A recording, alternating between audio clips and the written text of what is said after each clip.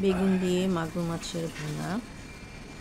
এখানে আমি বেশ বড় বড় সাইজের 3টি মাগুর মাছ নিয়েছিলাম এবং সেটাকে সুন্দর করে বেগুন দিয়ে ধনিয়া পাতা দিয়ে ভুনা করেছি এবং তরকারিটাও খেতে খুব টেস্টি হয়েছিল, খুব মজাদার ছিল। তা এই রেসিপিটা এখন দেখাবো। রান্নার শেষে এই লুকটা হয়েছে, তরকারির এই লুকটা এসেছে।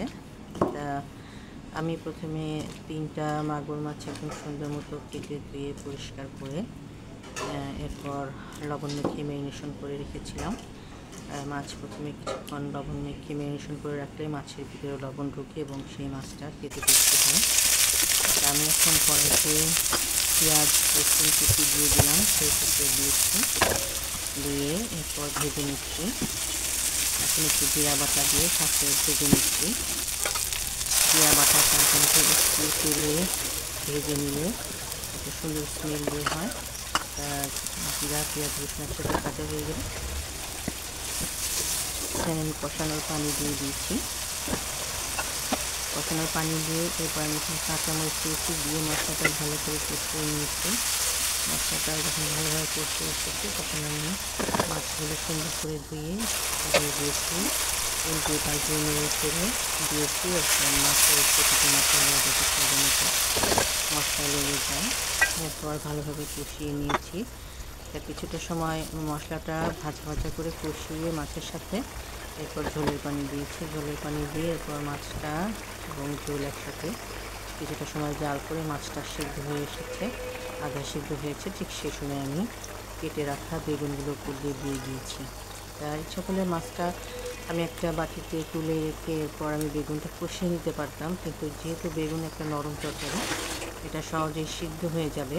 এর জন্য সময় বাঁচানোর জন্য আমি আর এটাকে আলাদা করে মাছটাকে তুলিনি, উপরে বেগুন দিয়ে দিয়েছি এবং দিয়ে এরপর এখানে আমি ঝোলের পানি দিয়েছি।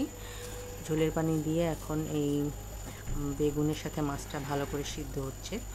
এখন আমি ঢাকনা দিয়ে ঢেকে দিব। ঢেকে দিলে যখন বেগুনটা ভালোভাবে সিদ্ধ হয়ে আসবে ঠিক সে সময় আমি ঢাকনাটা খুলে নিয়ে দেখুন এই যে বেগুনটা সিদ্ধ হয়ে এসেছে।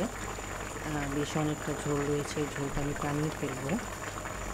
এখন আমি কিছুটা কাঁচামরিচ দিয়ে দিলাম, কাঁচামরিচ দিয়ে এরপর একটু নেড়ে চেড়ে দিলাম।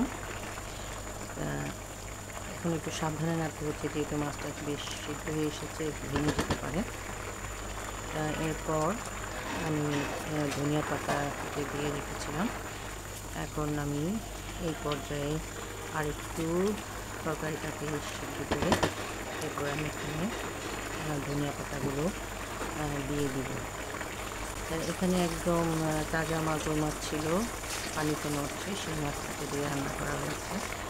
এখন ধনিয়া পাতাগুলো কেটে দিয়ে দিলাম, দিয়ে ধনিয়া পাতা বেশি করে দিয়েছি।